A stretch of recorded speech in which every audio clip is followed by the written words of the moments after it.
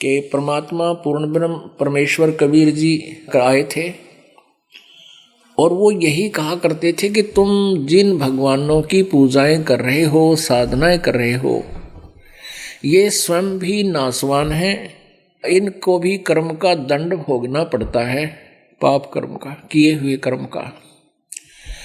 शुभ और अशुभ ये भी आप जी की तरह ही भोगते हैं, इनके प्रारब्ध में जो कष्ट होता है वो भोगना ही पड़ता है। फिर ये आप जी के कष्ट का निवारण कैसे कर सकते हैं? उदाहरणार्थ,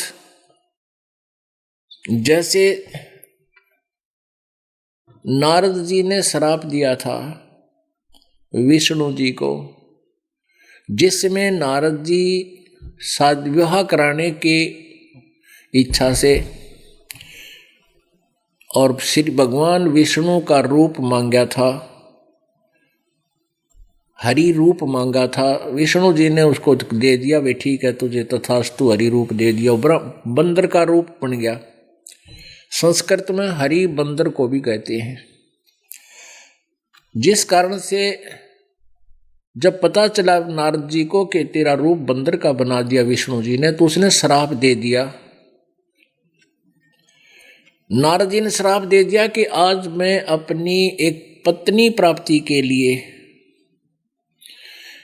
मैं जो मुझे वियोग है, मुझे दुख है, वियोग का दुख है, और तूने मेरे साथ ये अभद्र मजाक किया है, तू भी एक जीवन अपनी पत्नी के वियोग में बितावेगा, तेरा और तेरी पत्नी का कभी मिलन नहीं होगा। अब वो श्राप दिया हुआ श्री विष्णु उर्फ श्री रामचंद्र पुत्र दशरथ अयोध्या के राजा ने नारद जी का दिया हुआ साप भोगना पड़ा, उससे बच नहीं सका वो किसी भी कीमत पर। फिर श्री रामचंद्र रूप में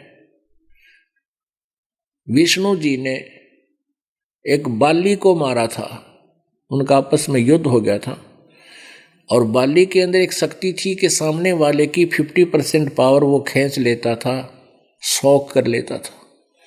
श्री राम को पता था, उसने एक वृक्ष की ओट लेकर धोखे से उनको मार दिया। युद्ध में आमने सामने खड़े हुए, जब शक्ति क्षीण होने लगी तो वृक्ष की आड़ पकड़ गए, तब बाली को मारा श्री राम उर्फ विष्णु जी ने। उसका टिट फॉर टैट यानी उसका बदला भी कर्म संस्कार का भोग भोगना पड़ा।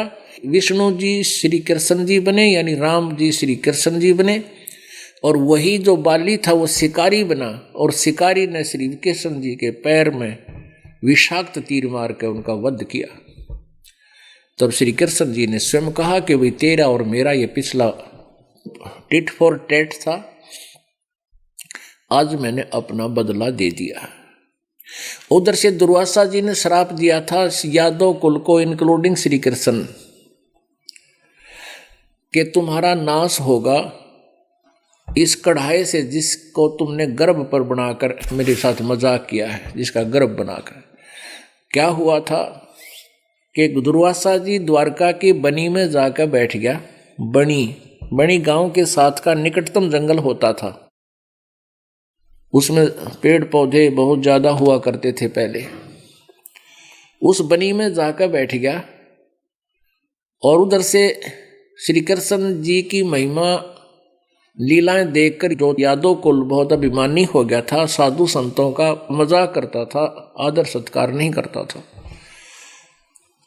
प्रद्युम्न पुत्र श्री कृष्ण के बेटे प्रद्युम्न ने और साथ में 10-20 और बच्चों ने, उसी के हम उम्र व्यक्तियों ने, 40-45 साल की उम्र का था, उसमें बालक थोड़ा ही था, उन्होंने की कुबद सूझी।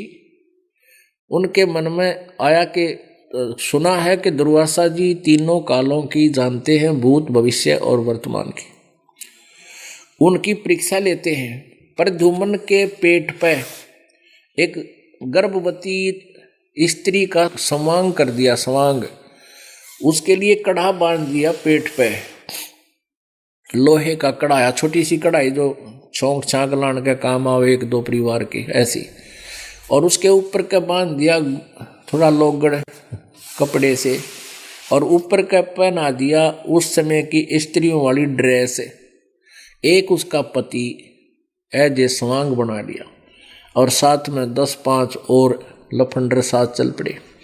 दुर्वासा जी से पूछा कि हे रिसीवर, इन दोनों की शादी को बहुत समय हो गया था, अब परमात्मा की कृपा से इसको गर्भ रहा, इसकी पत्नी है, ये उतावले हो रहे हैं, ये जानना चाहते हैं आप जी से कि इनके गर्भ से क्या उत्पन्न होगा, लड़का होगा या लड़की। आप तो तीनों कालों की जानते हैं, कृपा बताइए।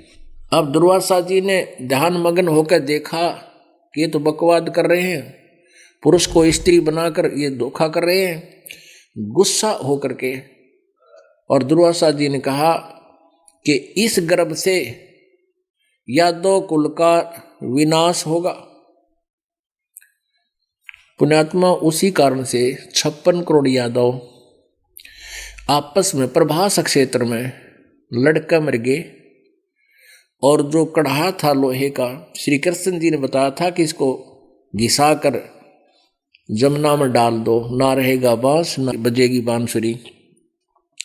यानी जिससे हमारा नाश होना है और वही उसको हम ही उसका विनाश कर देते हैं। उसका चूरा डाल दिया, जमुना के पानी में बहा दिया, जल प्रवाह कर दिया। उस चूरे का तीखे पत्तों वाला ईंख जैसा घास उग गया इस सरकंडे, और उनके इतने तेज पत्ते हो गए जैसे कुसा देखी होगी, डाब जिसने बोला, उसके पत्ते बहुत तेज होते हैं और उंगली का जरा सा लग जाए ना, टपेटा लाकर खींचना चाहो तो काट देगा, और उससे भी तेज धार के तलवार के से पत्ते हो गए।